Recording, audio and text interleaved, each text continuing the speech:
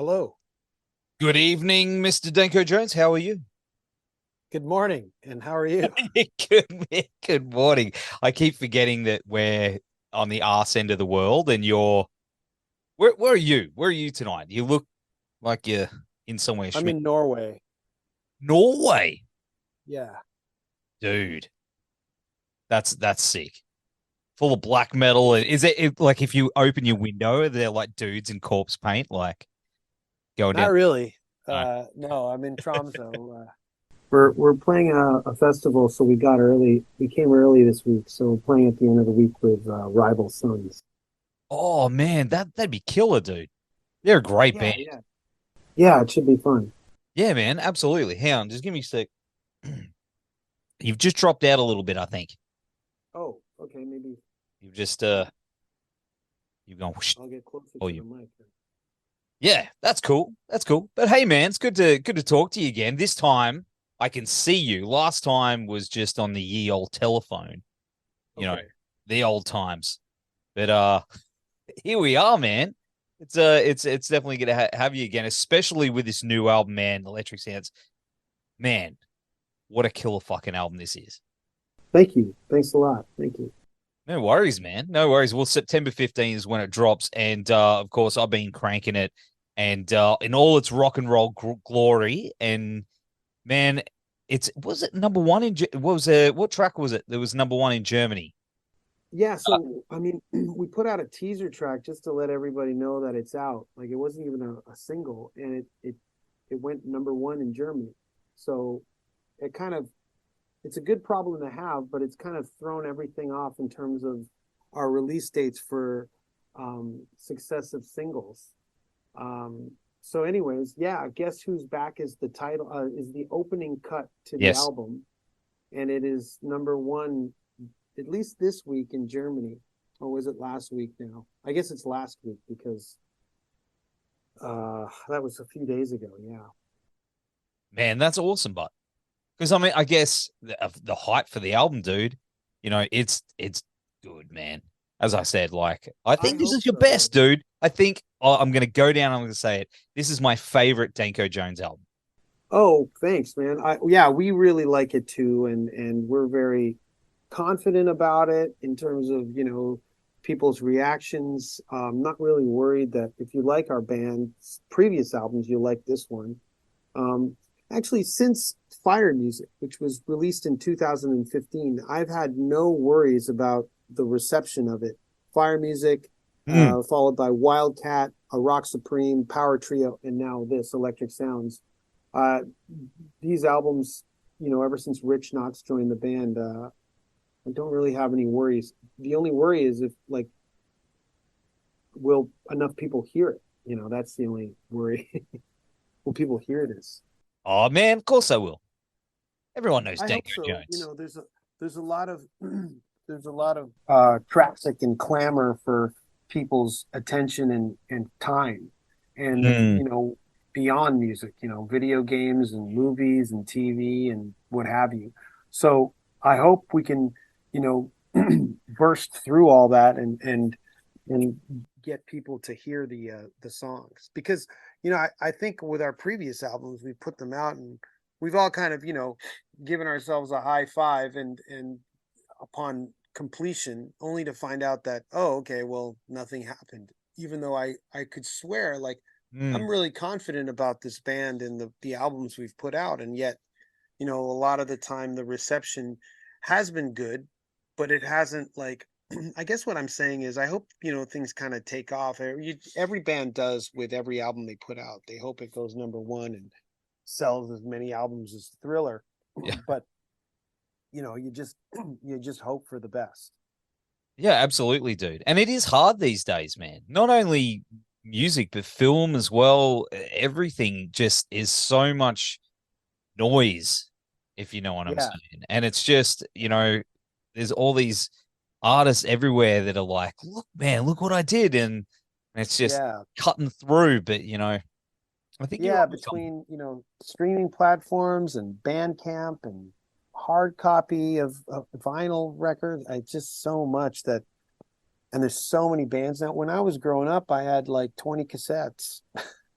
because that's all I could afford. I mean, it took me so long for me to save up to buy a cassette, and I would dub copies of my friend. We would, dub each Mm. other's cassettes, so you'd get double the amount of records. But that's basically, how I grew up. And now you can have discographies in seconds. It's nuts, dude. It's nuts. Like Yeah, it's crazy. my Yeah. kids, I had to show. I showed them what a cassette was earlier this year, and they were like, "I don't get it." Yeah, Like, yeah. I I don't don't get it understand. either. I hate cassettes, by the way, but I know you too. I fucking hate them. And I hate them because um I lived with them, Yep, me too. and they weren't nice to me. No, So, fuck cassettes. I've got one here yeah. right now, actually, but that's the only one I'll say. Oh, like it's got my eldest daughter's heartbeat on it, so I've got to try and get it off the Oh, cassette, that's different. which Well, is that's different. I mean, personal recordings that you did on cassette that you yeah, rolled, those are different. I yeah, mean, yeah, I'm yeah, talking about buying a copy of a release from a band, and sometimes the recording, the tape quality, that major labels would duplicate would yeah. be of such low quality. It was terrible. It was such a scam. I'm just so glad they're gone. But now they're coming back. Ah, no, you was just I about to say don't get that. it's. I Well, the know. thing is, it's only being pushed by people who really never grew up with it and Yeah, who never lived with it as their only medium. So but you're a yeah. big vinyl guy. I know. You got quite a tasty collection, though, right? I mean, I mean, it doesn't look that way because I end up selling a whole bunch, and I keep my collection to the bare minimum. Especially during the pandemic, I went through it and I sold like over 300 Oh albums man. because I needed the space, but also, I mean, I looked at it and I go, well, why is this, like, is this just for a pose? Like, is it just because I want to look cool? So I went through all the records and I got rid of the ones that I didn't really, need, or Hmm. I knew I wasn't going to listen to in the next 5 years. So the only records that remain are the ones that I would listen to and or have some sort of nostalgic value. But you've got all your own stuff, all the Danko Jones stuff on vinyl. Do I'd you, say about 95%. I'm missing a few, but yeah, pretty much most of it is. is there like rare Danko Jones stuff out there, like Japanese pressings or stuff that you're on the hunt for? That finds it's weird to Um, me. You're chasing your own. yeah, yeah. There's a couple of singles that I don't have. It's not a big deal. I mean, I mean, Yeah, I'm on them. I have them. I know them. But there are a few. There are some, if you're a collector, yeah. and I know there are a few that I have that I don't think they have. But then there are some collectors who have more than I do. There's someone in Germany who, man, he is very, very thorough, and he has more stuff than we do. Um, and I've actually traded him for stuff. Oh, really? That's Yeah, that's cool. That's yeah, cool. I traded him some like tour stuff, and he brought me some vinyl. That's awesome. That's awesome. The only thing that's missing in his collection is you. Yeah. Right. Well, I gave him some laminates and like stuff That's that cool. nobody has except Yeah. for if you were in the band or if you were, part of the tour. So he's got some of those. Oh, that's unreal, man. That's unreal. But Yeah. I do like the cover of the new album too, with all the electric science things going on and the shifty looking eels. Who designed? Yeah. Uh he goes by Mandroid. And Okay. that's his I guess his work title or his professional name. And he's done some of our t-shirt designs from our last album, and they were so good. We were like, why don't we get him to do the album cover if he can't take a stab at it? I like busy covers. Yeah, me A too. Rock Supreme was busy as well, and busy covers like Rock and Roll Over from Kiss. Like those busy album covers are cool because it gives you something to look at when you're playing the record. I mean, these days it's, music is used for background doing other stuff. But a lot of the time, well, originally the cover artwork was so you can look at it when you're listening to the records. Do you ever tell the artists to hide little things in there for Easter eggs? Is there any Easter eggs in the artwork that we should look out for? No, I don't think so. I don't really have a hand in, doing that. I guess I could have if I wanted to, and I never really thought about it, but not really. No, I that's a good idea though. The Where's Wally? Oh, no, unless you call him Waldo Yeah. there, of albums. I think it's, yeah, Waldo, or I don't know. I can't Yeah, remember what but hey, I think it's the same. Where's yeah, Waldo? same thing. But if you put that in an album, I like that idea of having to find the stuff in an album cover. Yeah, I'm that gonna would be take a that. cool thing. There you go. And of course, the main riff of the song "Good Time" is it's kind of melancholy. That's something I keep going back to. Is there a reason for that? Is it? It's catchy, but there's a bit of a mood to it. Yeah, I guess you're right in that sense of the lyrics are basically, you know, I guess the gist of the song is like I missed out on so much, but not anymore. Mm. And I guess the sadness is, how much I've missed out on. But the overall the chorus is basically, well, that stops today, and I'm not gonna miss out on anything anymore. And I like the gang vocal too. Is that all your The gang buddies?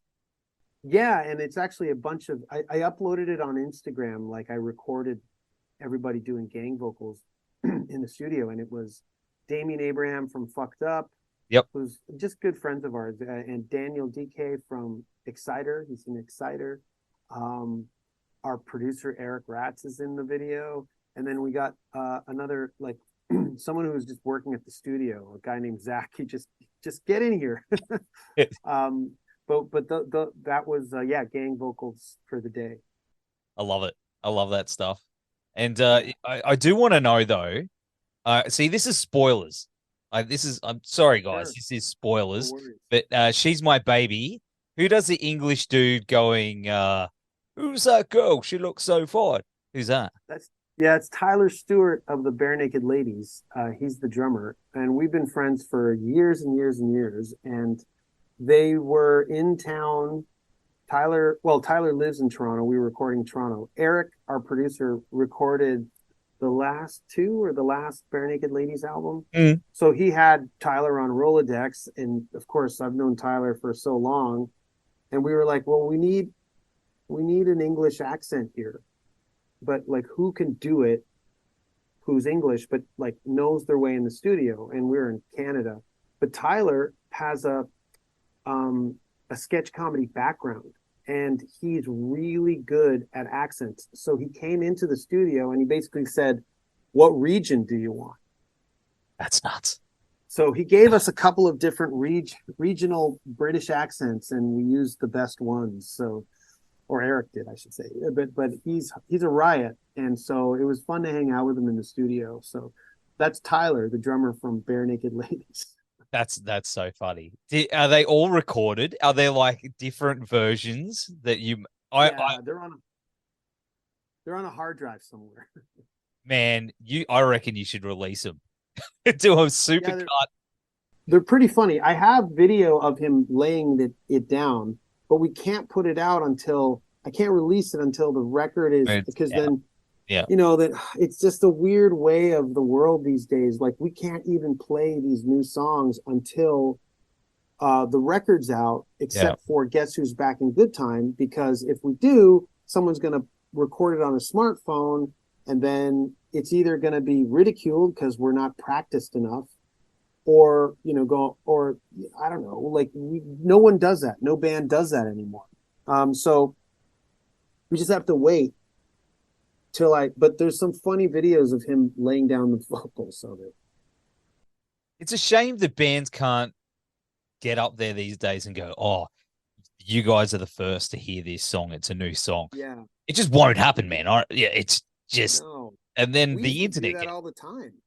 Yeah, man. We used to write a song on a Tuesday, have a gig on a Friday, and just play the song at the show, and work it out after the show's over and go, yeah, that, that chord, yeah, we got to change that first chord, stuff like that.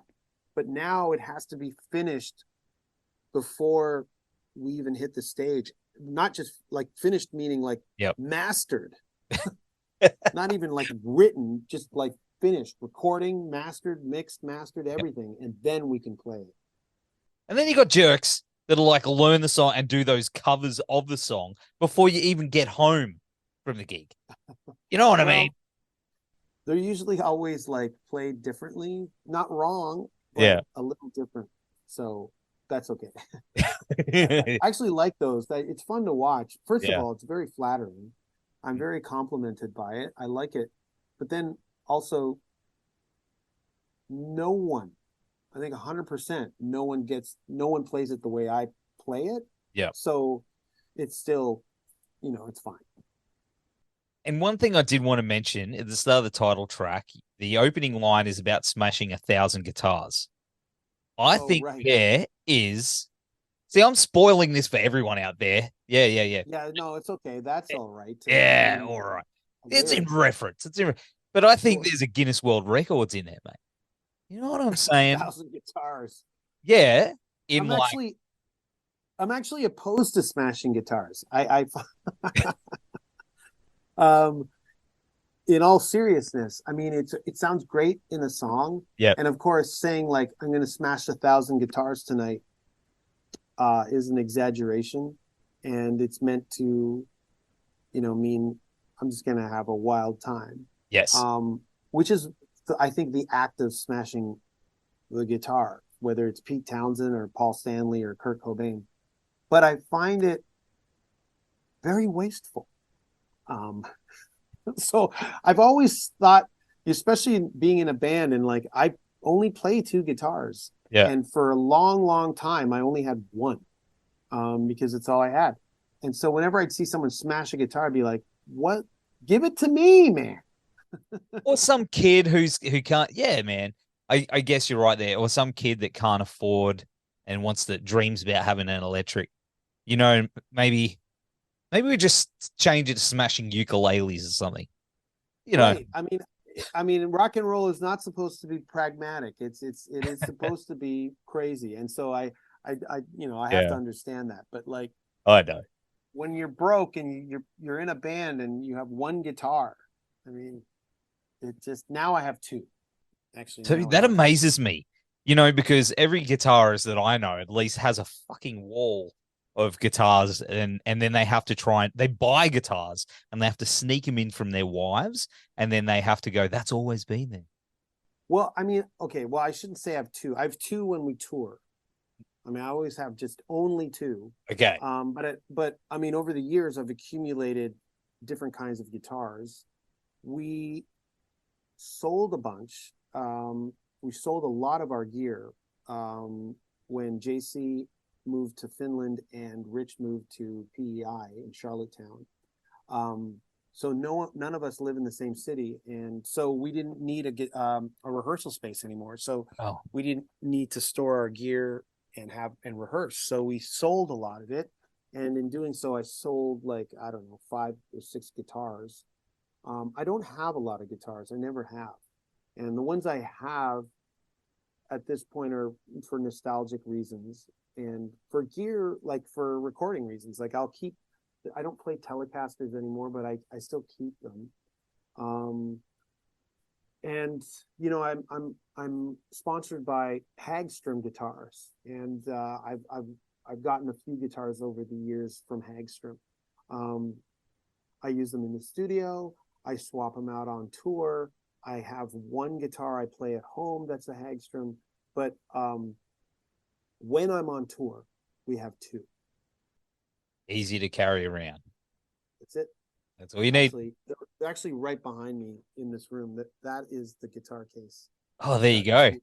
Yeah, it's got 2, and that's weapons. That's all I use. That's all you need. The only weapons you need. Yeah. I mean, hey, more power to you if you have 5 or 10. I don't. I don't look down or make fun or scoff at bands who do. No, I just do it because it's easier to carry around, and it's like everything's in the same key from beginning to end. and I'm a death metal singer, so I just plug in and away I go, and everyone else Yeah, I goes. envy you guys, man. There's just really not the gear. I'm not a gearhead, so it's just I'm Yeah. more of a singer than a guitar player. So, And man, you are one hell of a singer. I will tell you that, man. Well, you probably know, oh, thanks. but man, Oh, like thanks. there's It's stuff. fun to sing, It is. It as is. you know. Yeah. I do, but not like you, man. There's stuff that I hear on this album that's just, I don't know, man. There's You got a real powerful voice, dude. There's something in you that's just, it hits me. It's real good, man. Oh, thanks. Thank you. I appreciate that. And I don't know how much longer we got, but I did want to ask you, of course, about your work with other bands. You do get hit up a lot. Yeah, I do. And I only do it when I'm friends with them. I can't just. I mean, I get hit up a lot, and if I don't know them, I don't like. I can't really do it if I don't know you. Oh, there you go. Because I saw you got up with Volbeat the other. Was it the other night? You got up with Volbeat and did Black Rose. Yeah. Last week, well, the night before I left for this tour, in Toronto, they were playing, and so I got up on stage and sang Black Rose with them. But I'm on their album singing that. Of I'm course. on the album. Yeah, so it makes sense if I'm in the city and everything. It's funny though because like both Michael and I, we kind of like, I'll be at the show or we're on tour, and then Michael will go, "Do you want to sing it tonight?" As if I would say no Yeah, or nah, maybe, nah. and I always go, "Can I? Do you need me to sing it tonight?" As if like Michael won't say yes. It's funny. We just tiptoe around each other. We don't want to like assume that the other doesn't wants to do it, which is kind of sweet. But I will always say yes. Just surprise him next time. Say, give me the mic, motherfucker. Yeah. Just, Well, those guys are so nice. It's yeah. actually it's great to tour them and hang out with them. It's very easy and there's no drama. At least not none that I've seen and or been thrown in the middle of. And everybody's really cool and just it's easy. That's awesome, man. And of course, Australia, we've seen you a couple of times down here, and it's always a good Not time. enough. Not Not enough. enough is exactly what I was going to say. It Uh, kind of pissed me off over the years. There was a long stretch where we weren't going, and I thought, what the hell, man? Like we've been to Australia 3 times, mm, and I've always heard that Australia, like it's a big rock nation. Like a lot of rock bands come out of there, a lot of rock bands go there. Why aren't we? And so, we were able to do it before what was it, a year or two before the pandemic, yeah, and of course, 2019, I think. Was it? yeah, or 18 or 19, and 18. then Yeah. yeah, and then of course, there was a big delay with the world stopping. But then now I think, with this new album and doing interviews, leads me to believe that we should be returning. I understand that Power Trio from 2021, we didn't go to Australia, but that was also because like we were still, things were still kind of like up in the air. But this album, we should be able to go back to Australia. Man, doors open, dude. Yeah, I Beers hope in the so. fridge. Yeah, We're ready yeah. for you, man. You say the word, and we will be there like that, bro. I hope so. Yeah, I hope so. Yeah, that would be great. And also like to play some festivals. Like we played Soundwave in 2013 and that was an amazing Yeah. festival. I know it's not around anymore, but man, like only Australia could really wrangle all those bands and have it. Man, it was amazing. It was pretty crazy. Hey, man, shout out to AJ for putting all that Yeah, stuff yeah. together, man. Yeah. He's a I good heard dude. about that. And Yeah. I heard that basically I kind of saw it on Twitter. Like someone said, tagged AJ and said, like, why don't you get, Danko Jones to play Soundwave? And then AJ replied in the thread going, yeah, I've heard about that band. Like, yeah, maybe. And then like a week later, we got an offer. So I I really think it was because of those tweets. So He it's he great. he brought out bands that I never in a million years thought I'd see. Like you said, like Yeah. being all the way down here, like a band called Dredge that Oh yeah, yeah, and Dredge. I Yeah. fucking love that band so much. Never in a million years thought I'd see him. So Yeah, yeah, and even on that, like on our year, there was like five bands from Canada, mm, and some of them we'd never like toured with or played shows with, and it was fun to, get to know them and hang out. that's it. Hey, AJ, if you watch it, shout out to you, man. Yeah, that Good was job. really great. Good job, dude. But of course, man, we hope to see you very soon and I appreciate you hanging out on the show, man, especially hanging out in your nice hotel room there. Probably nice and cozy, ready to rock and Yeah, roll. yeah. It's a nice hotel, actually, I have to admit. In Norway, everything's nice. Yeah, yeah, yeah. Everything. It Yeah. it looks pretty mint. This is just trash. Anyway, It's like Danko, a metal cave. it is. It's my little metal studio cave Yeah, yeah, filled with action figures and nerdy stuff. So right. I'm the 40-year-old virgin that's got kids, my man. But but dude, we will have all the links down here and on the website. Danko, enjoy the rest of your tour, brother, and we will have the beers nice and cold when you come here. Thank you. See you Thanks, later. dude. Take care, man. See ya.